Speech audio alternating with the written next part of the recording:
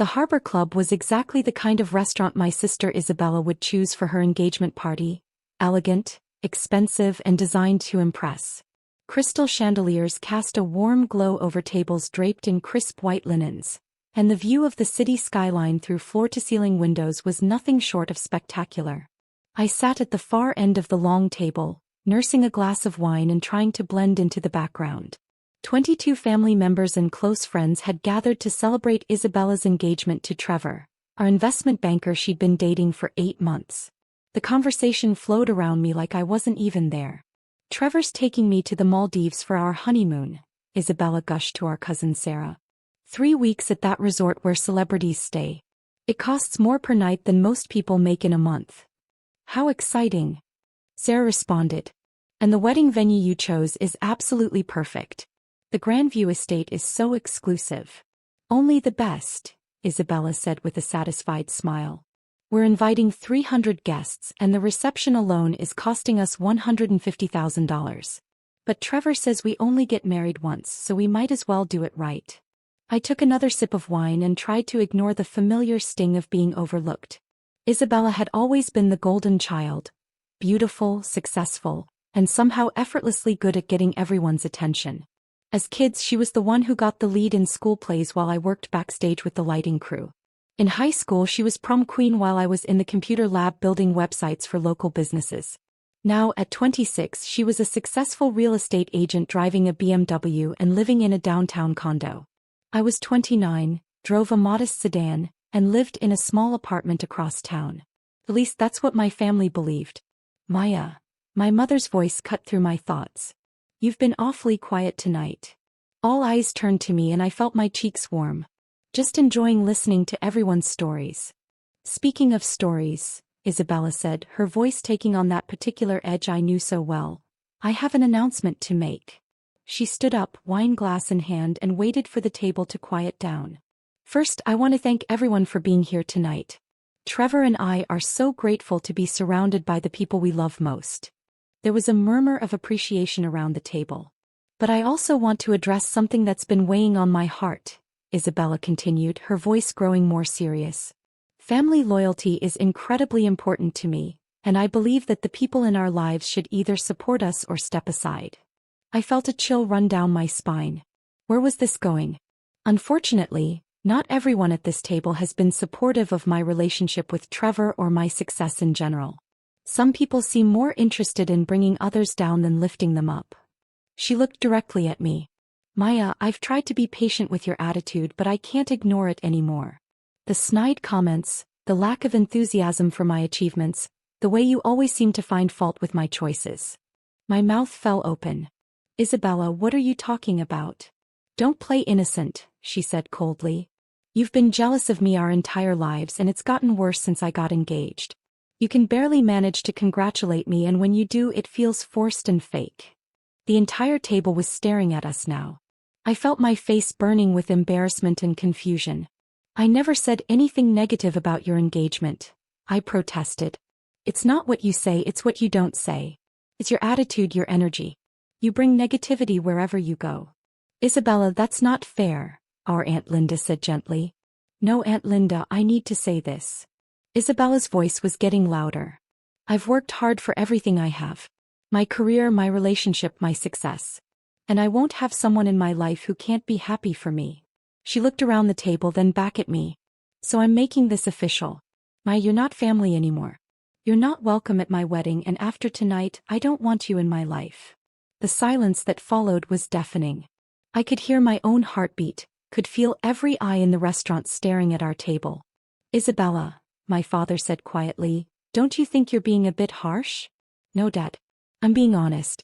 Maya has never supported me, never celebrated my success, never been the sister I needed. So as far as I'm concerned, she's not my sister anymore." I sat there in stunned silence, trying to process what had just happened.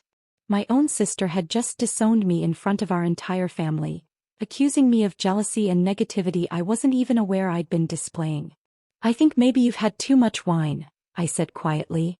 "Don't patronize me," Isabella snapped. "This has nothing to do with wine and everything to do with the truth. You're jealous because your life isn't working out the way you wanted, and you take it out on me." My life is working out fine, I said, though my voice sounded weak even to my own ears. Really? You're 29, single, living in that tiny apartment, driving that embarrassing car. You work at some computer job that none of us understand, making what, 40,000 a year? And you wonder why I don't want your negativity in my life. The cruelty of her words hit me like a physical blow. Around the table I could see family members looking uncomfortable, but no one spoke up to defend me. Isabella, please, my mother said. Maya is your sister. Not anymore, she's not. That's when the waiter appeared at Isabella's shoulder, holding a leather folder. Excuse me, he said politely, but I have your check. The total comes to $3,847. Isabella turned to Trevor with a confident smile. Honey, would you take care of this? Trevor pulled out his wallet and handed over a black credit card. The waiter disappeared for a few minutes, then returned with an apologetic expression. I'm sorry, sir, but this card was declined. Trevor's face went red. That's impossible. Try it again. The waiter nodded and disappeared once more. When he returned, his expression was even more apologetic. I'm sorry, but it was declined again. Do you have another card? Trevor fumbled through his wallet and produced another card. Try this one. Same result. Maybe there's something wrong with your machine, Isabella said, her voice tight with embarrassment. I don't think so, ma'am. We've processed several other payments tonight without any issues.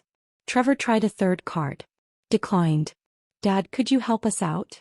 Isabella asked, turning to our father with a strained smile. Dad handed over his card. Declined. What is happening? Isabella's voice was rising with panic. Let me try, our Aunt Linda offered. Her card was declined too. One by one, every adult at the table tried to pay the bill. Every single card was declined. The waiter stood there patiently, but I could see other restaurant staff starting to watch our table with concern. There must be a problem with your credit card system, Trevor said, his voice defensive. Sir, as I mentioned, we've processed other payments tonight without any issues. Perhaps you could call your bank. The humiliation on Isabella's face was painful to watch, even after what she'd just put me through. Her perfect engagement party was turning into a nightmare, and everyone at the table was witnessing her fiancé's financial embarrassment. That's when I quietly reached into my purse and pulled out my wallet. Excuse me, I said to the waiter, holding out a black card. Try this. The waiter took my card and looked at it closely. His entire demeanor changed. Ms. Morgan, he said, his voice suddenly filled with respect. I'll process this right away. And please let me get the owner. He'll want to thank you personally for dining with us tonight. The table went silent again, but this time it was a different kind of silence. Everyone was staring at my card. Not just any black card, but the kind of black card that had no spending limit and required a net worth well into the millions to obtain. The waiter returned within minutes, this time accompanied by a distinguished man in an expensive suit. Ms. Morgan, the owner said, extending his hand to me, what an honor to have you dining with us tonight. I'm James Whitmore, the owner of the Harbor Club. He turned to address the entire table. I hope you all realize what a privilege it is to dine with Ms. Morgan. She's one of our most valued guests and one of the most successful entrepreneurs in the city. I felt my cheeks burning as everyone stared at me.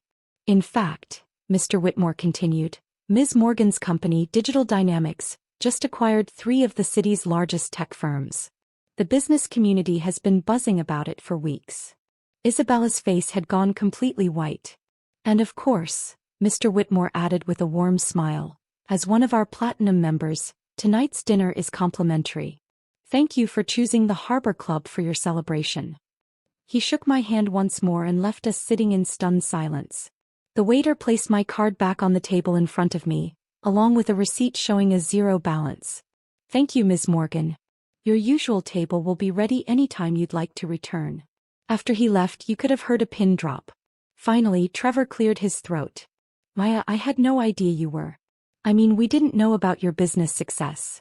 Nobody asked, I said quietly, tucking my card back into my wallet. Digital Dynamics, my father said slowly. That's your company? One of them, yes. One of them. Isabella's voice came out as a whisper. I have several business interests. Digital Dynamics is my main company, but I also have investments in real estate, renewable energy, and a few tech startups that have done well. Sarah leaned forward.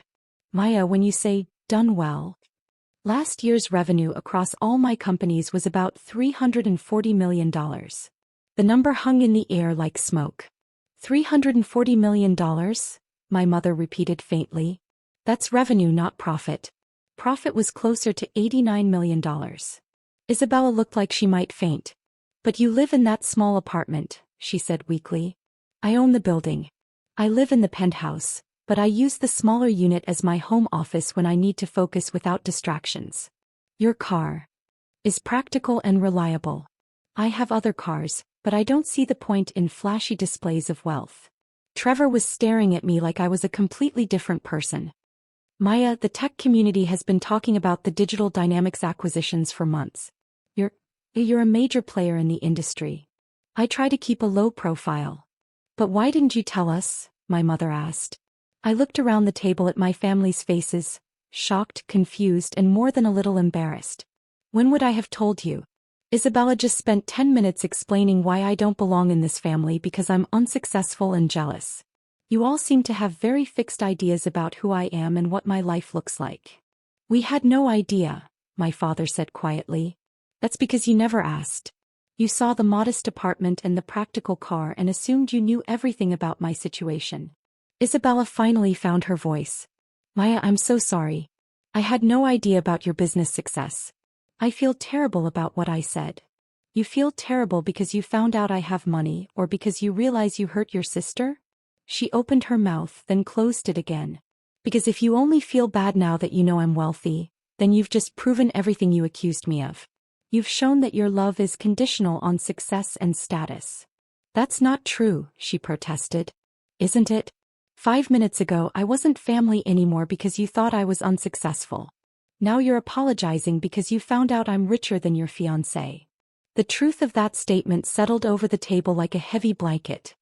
Maya, Trevor said carefully, I think we all owe you an apology. We made assumptions about your life that were clearly wrong. The assumptions aren't the problem, I said. The problem is that you were willing to cut me out of the family based on those assumptions. I looked directly at Isabella. You didn't disown me because I was actually unsupportive or negative. You disowned me because you thought I was unsuccessful, and unsuccessful people aren't worth having in your life. That's not. Isabella started then stopped. Isabella, in the 8 months you've been with Trevor, how many times have you asked about my work? She couldn't answer. How many times have you invited me to lunch, just the two of us? Silence. How many times have you called me just to talk, not because you needed something? Her eyes filled with tears. You decided I was jealous and unsupportive, but the truth is, you've been so wrapped up in your own success that you never bothered to learn anything about my life. I'm a terrible sister, she whispered. You're not terrible. But you've been selfish and shallow, and you've prioritized appearances over relationships. I stood up from the table. The irony is, I was actually happy for you. Your engagement, your career success, your beautiful life. I genuinely celebrated all of it. But you were so convinced that I was jealous, you couldn't see my actual support. Where are you going? My mother asked. Home. I have an early morning meeting with some investors from Japan. Maya, please don't leave like this, Isabella said, standing up as well. I'm sorry. I'm so sorry. I know you are. But you're sorry because you're embarrassed, not because you understand what you did wrong. Then help me understand. I paused, considering whether this was worth the effort.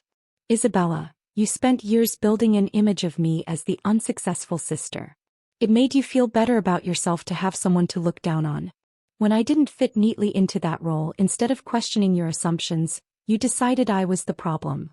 You're right, she said quietly. The sad part is, I would have loved to share my success with you. I would have loved to have a sister who celebrated my achievements the way I celebrated yours. But you were so invested in seeing me as a failure that you never gave me the chance. I picked up my purse. Maya, what can I do to fix this? Isabella asked desperately. I don't know if you can fix it. But if you want to try, start by figuring out whether you want a relationship with your successful sister, or whether you just want to avoid the embarrassment of having misjudged me so badly. I headed toward the exit, then turned back. Oh, and Isabella, the reason all those credit cards were declined tonight. There's been a data breach at the major credit processing companies. It's been all over the business news. My company's cybersecurity division has been working around the clock to help fix it. The table stared at me in stunned silence.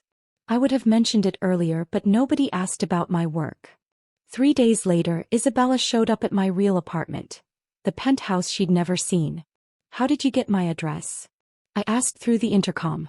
"I hired a private investigator," she said. "Please, Maya. I need to talk to you." I buzzed her up, curious despite myself. When the elevator doors opened, Isabella stepped into my foyer and stopped dead. "Oh my God," she breathed. The penthouse was beautiful, floor-to-ceiling windows, modern furniture, and a view of the entire city. But it wasn't ostentatious. It was elegant and comfortable, designed for someone who appreciated quality without needing to show off. "This is where you live?" she asked. "This is where I live." She walked to the windows and stared out at the view. "Maya, this must be worth about $3.2 million.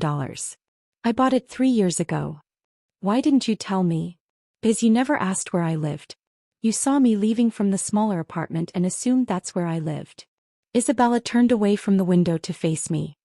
"I've been thinking about what you said at the restaurant.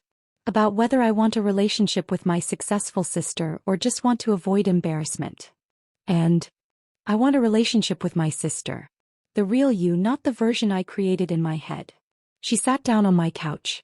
"I talked to Mom and Dad. We've all been thinking about how we treated you and we're ashamed." "Isabella." "No, let me finish. You were right about everything. I was so busy building my own success that I never bothered to learn about yours.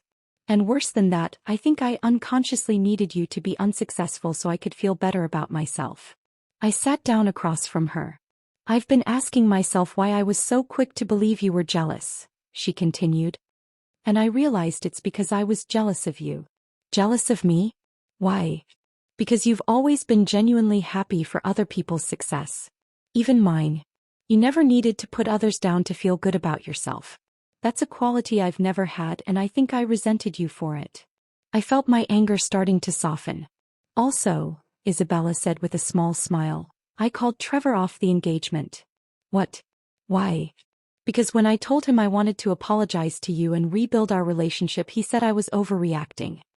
He said you were probably just lucky with some tech investments and I shouldn't feel bad about putting you in your place."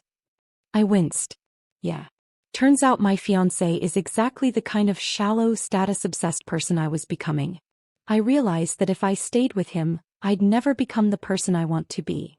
"Isabella, you don't have to change your whole life because of this." "Yes, I do. Maya, you've built an empire while staying humble and kind. You've been successful without losing your soul. I want to learn how to do that." She leaned forward. "Will you teach me? Will you let me be your sister again for real this time?" I looked at Isabella, really looked at her, and saw something I hadn't seen in years. Vulnerability. Genuine remorse. And maybe, just maybe, the sister I'd always wanted. "Hey," I said. "But we start over. No assumptions, no judgments. We get to know each other as adults. Deal?